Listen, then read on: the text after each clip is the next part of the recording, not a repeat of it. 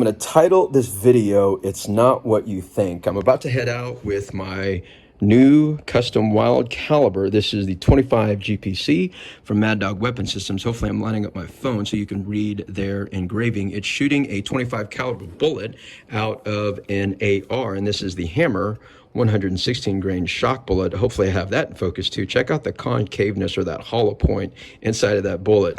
I really want to drop a hog tonight because I want to do that.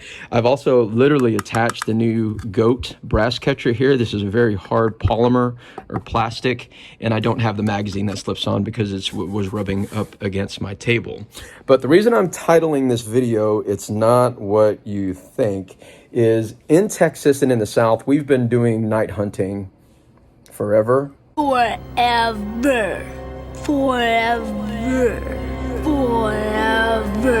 I've noticed recently there are some states that are just now allowing their citizens to start night hunting with flashlight, thermal devices, or night vision. There has been a post, and this is literally a post yesterday from a forum. There's a guy shooting a really nice AR-15. He's had it for a long time, and he's got a really nice, sweet Night Force. I want to say he said 3x12 or 4x16.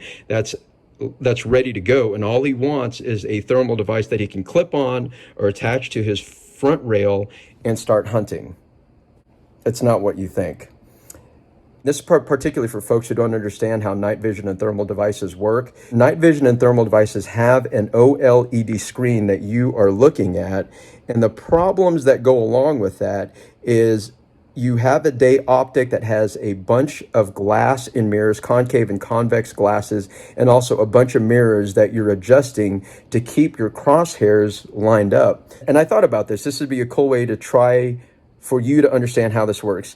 Go to your notes section on your phone and put a plus sign right here, right smack dab in the middle of your phone, and then take blue painter's tape or some kind of masking tape and make maybe a 2-inch vertical by maybe 3-inch horizontal square on your phone with that plus sign there with everything else taped off. Now you get behind your day shooting system, have that plus sign line up to your scope, and then begin to back it off because you're literally looking through an OLED screen like your phone is.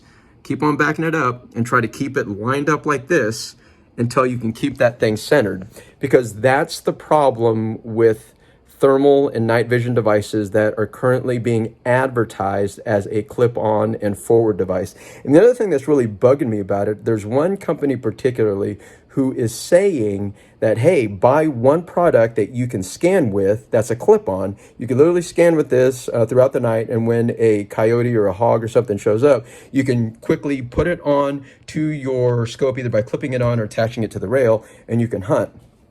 I can tell you it doesn't work that way, because the conception is with a clip-on is that you are going to be using your crosshairs in order to aim through the device.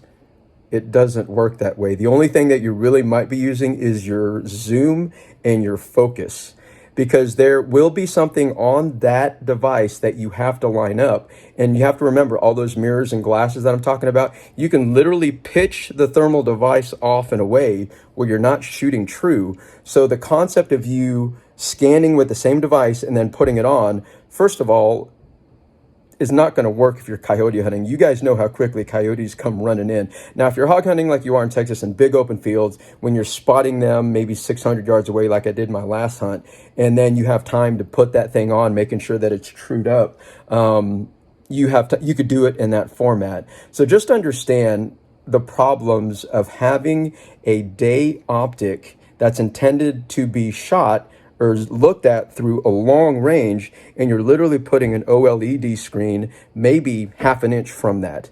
Now, if you want a device that literally is that device, you're going to be banking out $18,000 to $25,000. You literally clip it on here or mount it on front of your scope.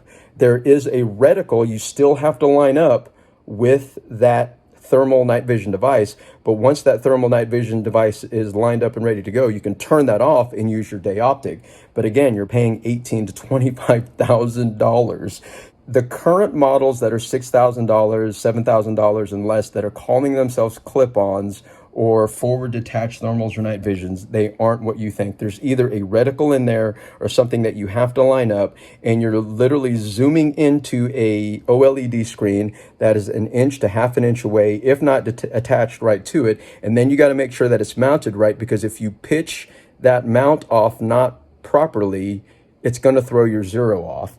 And so a lot of words. Hopefully that makes sense. If y'all have any questions about thermal or night vision. Oh, so by the way, if you want ways around that, get you a quality American Defense or a Bobro mount. I will preach Bobro mount first and then American Defense second. I've had no issues with those as a quick detach system. The other thing that you could do is if you have standard bolts on there, take your torque wrench and use a very constant torque wrench measurement, and it'll stay true. Now, I would absolutely confirm that if you're going to go beyond like 800 yards, but I've never had issues using a torque wrench or a quality Bobro or American Defense a quick detach rail. So hopefully that answers a couple of questions about the current clip-on or quick detach rail models that are out there that are advertising as a forward device. If you have any questions, comment below. I really want to shoot a hog on this St. Patrick's Day.